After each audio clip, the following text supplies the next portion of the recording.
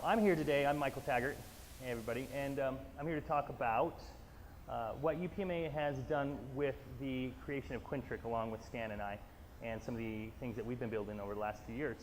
I'm going to try to keep this as brief as I can because I literally can talk about this all day long, and it's something that I can do all the time.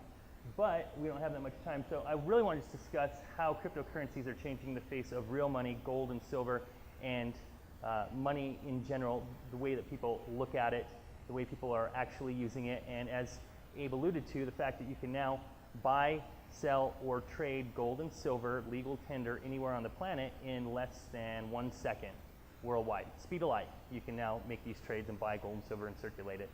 So that's what's really exciting about this. Let's see if I can get my thing here to work. The previous slide, and I won't really worry about it, was the fact that I think everybody here knows that money in general, paper dollars, were secured by gold and silver in the past.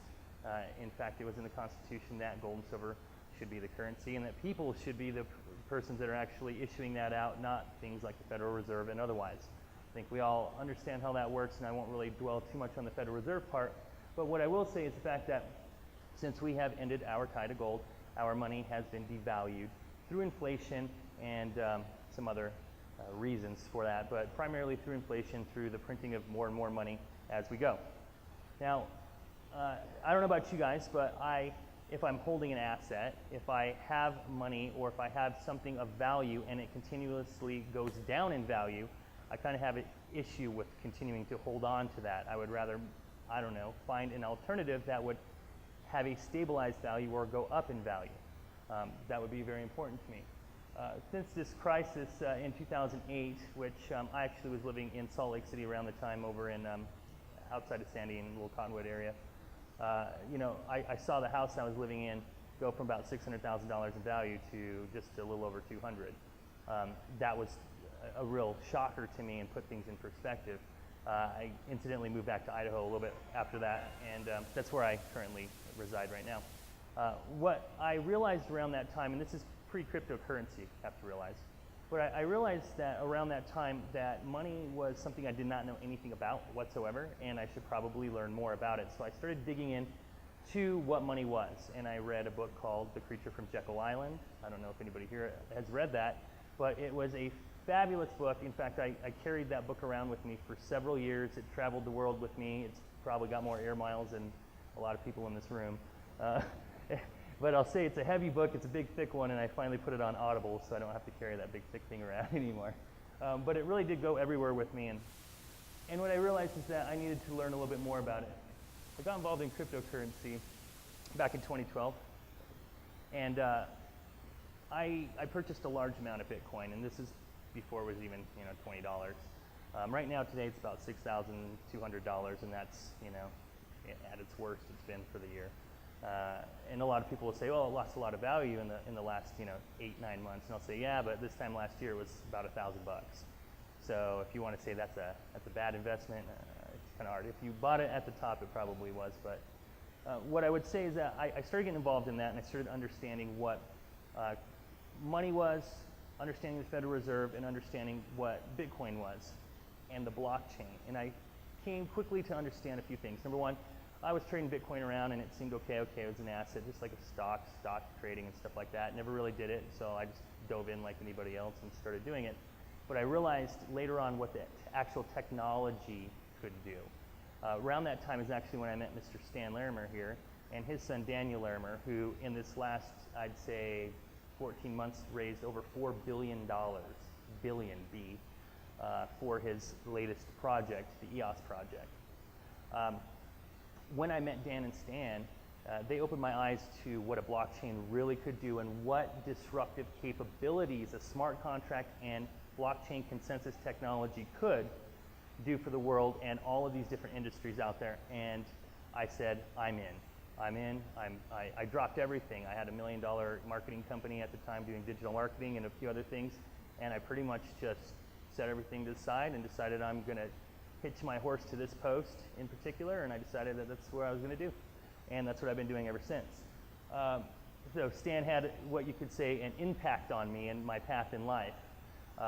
finally, at the age of about 36 years old, I finally knew what I wanted to do for my life, and that was a great thing, right?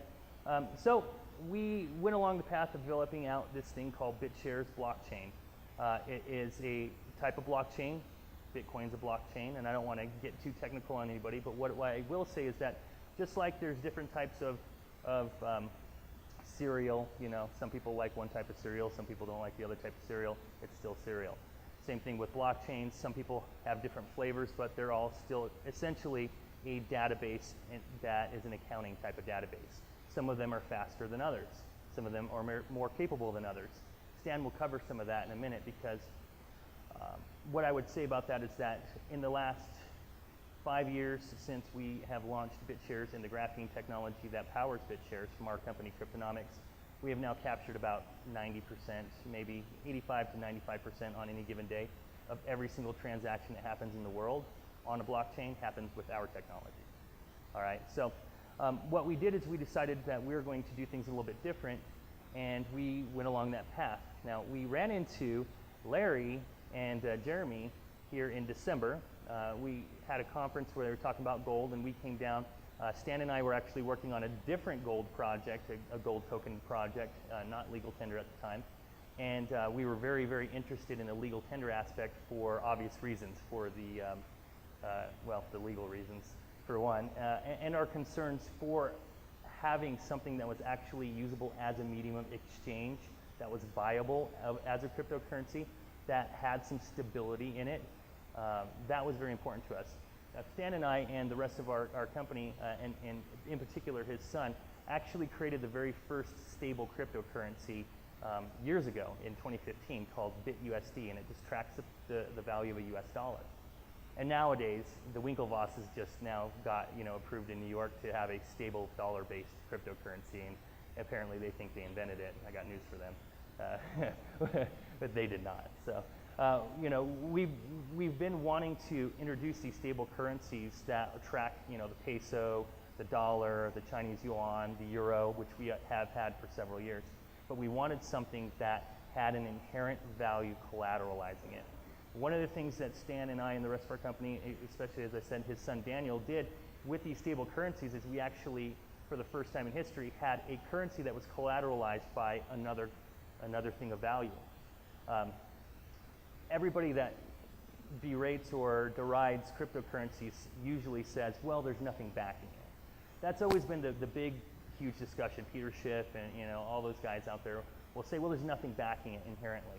And I'll agree with them. There isn't. There's people's hopes and dreams and values and hash power and stuff like that.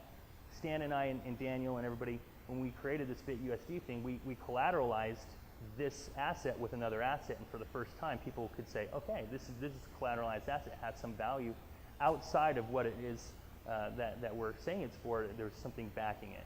We wanted to take this one step further and actually go the gold and silver route, but we didn't know exactly how to do it until we ran into these guys. We decided that we were going to marry cryptocurrency and gold and silver for the first time in a meaningful way that people could actually use it as a medium of exchange or as a store of value. And they have that option. And if you look at what has happened with inflation, and I know it's no secret to anybody here in this room, but things used to be a lot cheaper, right? And the dollar used to go further. Today, right now, if you were to buy a Corvette and we were still on the gold standard, it would cost you a little bit over $800. That's it for a Corvette, instead of the $70,000 that it costs you right now with our US dollar that has been severely devalued and pretty much eaten alive. So what we did is we decided to marry the legal tender aspect of gold and silver with cryptocurrencies, and Quintric was born. We worked very hard for several months. A lot of people in this room worked very hard for several months to ensure that this was going to happen, and we launched beta in March of this year, 2018. We started selling this and kind of explaining to people what it was. I've written extensively about this online, and you can Google Michael Taggart and Quintric, and you can find all of the stuff that I write about it. And I really have talked about the meaning and the need for having a stable cryptocurrency, not just from a crypto perspective of just trading it around, but the fact that the other currencies on the market that are priced against a Bitcoin always suffer when Bitcoin goes down. If it had another alternative that had some stability backing it, these currencies wouldn't suffer as much whipping around up and down and really changing values. It would add stability to the market, and that's kind of what we wanted to do. Currently, right now, Quintric is legal tender, and not just that. In the U.S., legal tender, it's been, 1984 when they passed legal tender laws again, allowing people to be able to do that again. But there are several states that have actually gone a little bit further with legal tender specie laws for gold and silver, such as Utah. Wyoming's gone that route. We're, I guess, trying to work on Idaho pretty well, so, right? Arizona, I think's been, did they get everything passed there, right? For the most part. We got Louisiana, Oklahoma, and a bunch of other states there.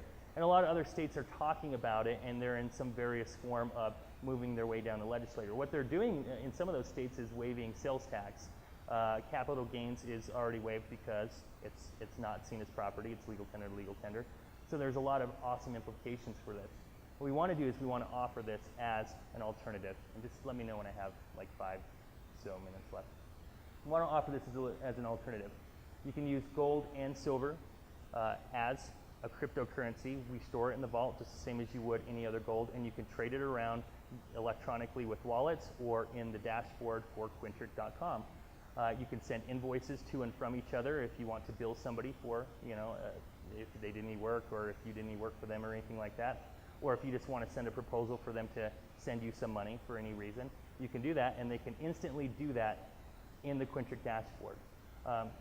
One of the cool things about Quintric in the U.S. Is the fact that all U.S. quint and quintess are mined from United States soil, and so all the gold and silver in there is coming from the U.S. Mint. The U.S. Mint's been around for over 250 years, and so as a stabilizing force, I think it's really great that we're working with using their products. They're seen again as legal tender, and they have to, by law, keep up with demand. So if we continue to be successful, we're going to increase the demand there and hopefully increase the value of gold and silver. So I kind of showed you in the last slide there. It was just a picture of the gold and silver. I'll go back if we have a little bit more time, but I'm trying to get through here. We have an international quint as well. So the U.S. citizens use the quint and the quintess. The rest of the world can use the iQuint and the iQuintess, quintess meaning silver. Those are circulated globally, and they can be redeemed for 5 different types of legal tender physical coins, like the Austrian Philharmonic and the Australian Kangaroo, things of that nature. You can find a lot more on the website, but again, we'll kind of go a little bit further. What's really exciting about this is that the international folks can take part in using the U.S.-based currencies. Unfortunately, U.S. citizens, due to laws and stuff like that, we really can't use and take advantage of the iQuints. What's great also is that everything is happening here in Utah. All the transactions are happening within the jurisdiction of Utah. Part of the way that this works is that we wanted to ensure that stability and, again, the jurisdiction and the legalities of this entire system. There are other cryptocurrencies that are out there that are gold or silver. However, none of them, not a single one of them, has attempted to do this legal tender thing. That's why everybody says, hey, this is kind of a cool thing, what you guys are doing here. If we look at the performance of gold versus other commodities that are out there, even Bitcoin, as you see right here, gold has maintained its value and done very well as a source of stability, and this is one more reason why we wanted to introduce a gold or silver-based crypto. And if you actually look at silver, has done very well at maintaining its value as well instead of the volatility. It's not always about going up in value as much as maintaining value. Is really what I want to say. And again, I only have about 5 minutes, so I'm going to kind of keep this brief. Feel free to ask questions later. What we wanted to address with Quint versus fiat, metal cryptos, or other cryptos are some of the glaring differences. A lot of them are not spendable because there's nowhere to spend it at. None of them are legal tender other than fiat currency. One of the big ones out there is the capital gains and the inflation. I think both of those are huge. And the loanable values of some of these currencies. You can't really loan out Bitcoin or any of those other things. We plan on working on some ways to allow people to loan out their gold and silver that they have vaulted. Eventually, it's one of those things that are on our roadmap to try to get worked out and see that we can have people leveraging these things. This is an actual chart, and we'll have this available to anybody that wants it, of every other gold or silver-backed crypto that's ever been launched, is in the middle of launching or has launched. And how the Quint stacks up against all of those in terms of legalities and usability and things like that. And what you'll see on this chart, if you look at it, is that Quint across the board addresses every single one of the major concerns and also use cases that are needed to actually be a successful cryptocurrency.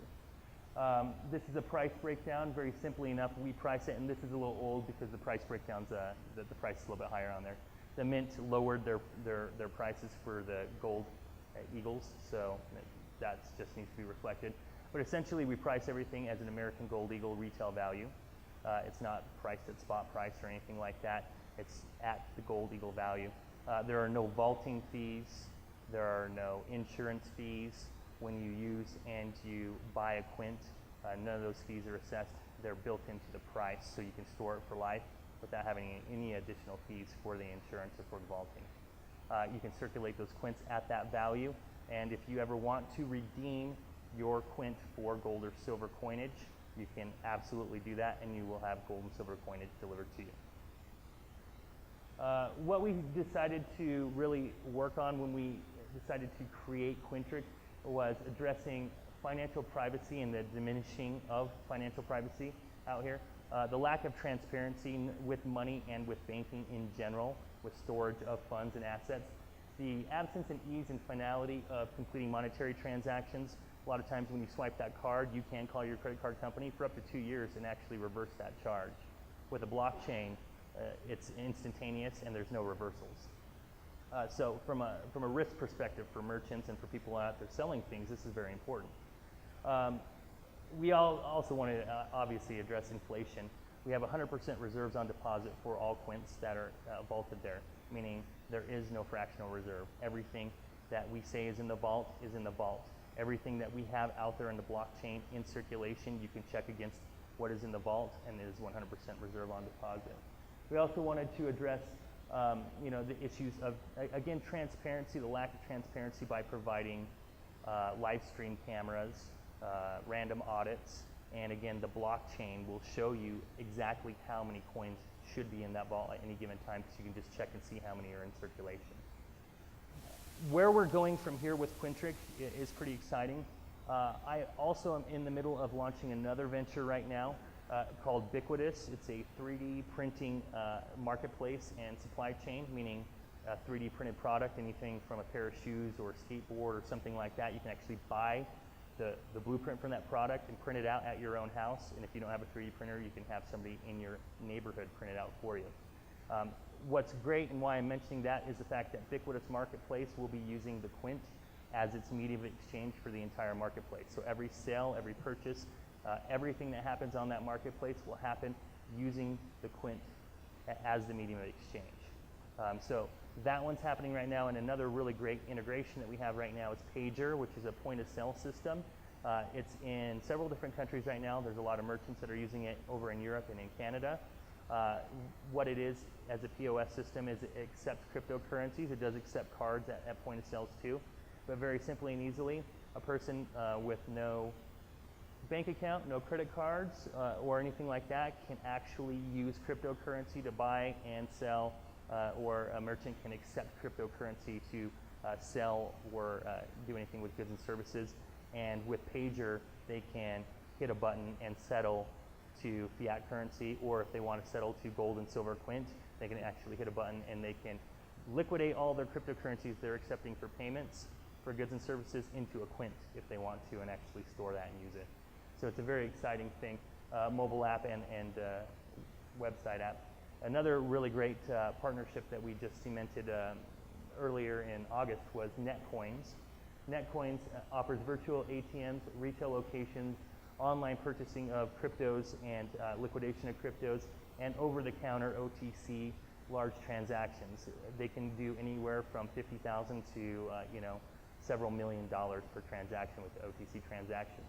They're in over 21,000 retail locations across the world, and Quintric is now being offered as a product that they can now purchase, a Quint or Quintess, through Netcoins right now. So what we're doing is we're going to be working on more integrations with people who are doing OTC, large volume transactions, people who are doing transactions for mediums of exchange, people who are coming in and out of crypto, and we're working on becoming a very good, what I would say a responsible banking alternative for folks for long-term use and short-term use, as well as an alternative for people to onboard in and out of crypto as they see fit. And that's really the goal for us, is to offer this as an alternative banking solution for everybody that's out there. I wish I had more time, but the next speaker I hear is very, very good. So I would just say, give it up for Mr. Stan Larimer here. And if you have any questions, just come find me after this. Thanks, folks.